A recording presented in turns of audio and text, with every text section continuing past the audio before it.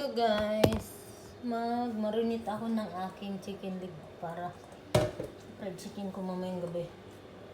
Panghapunan.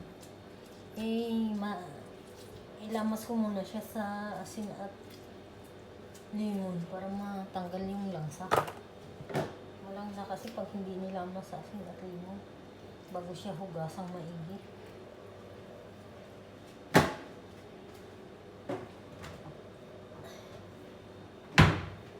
Hirap lumabas ng tanghaling tapat, ang init.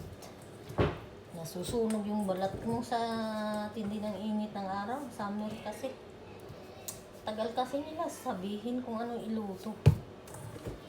Dapat sa gabi pa lang, pinag-isipan ako nung iluto para habang tulog sila nakapamalingki na ako. Babad ko saglit to sa asin at limon bago ko siya hugasang maigi. Marinig ko to hanggang mamayang hapon ko na para pumasok yung lasa niya sa loob.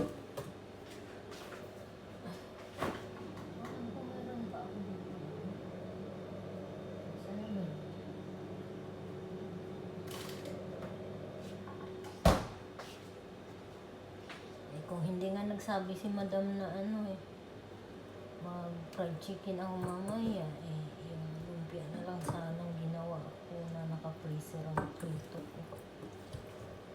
Dali lang, ibabad ko muna.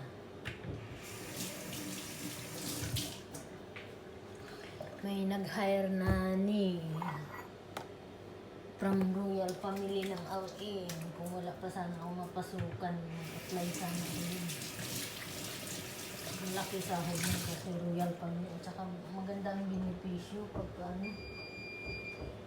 yung amo mo Royal Family.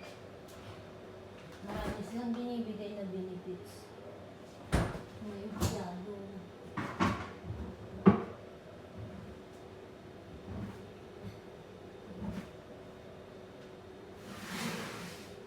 Pa yun, housing allowance kung may anak ka, may education para sa anak. Talagang wala naman akong anak. Maganda sana yun. Kaso lang oo na ako doon sa kabila Ang problema ko lang kasi doon, para mahinto yung pag-aaral ko pag doon ako pumasok kasi.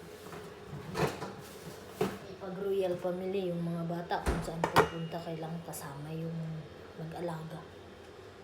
Kung travel yun sa outside, hindi, lang kasama din yung yaya.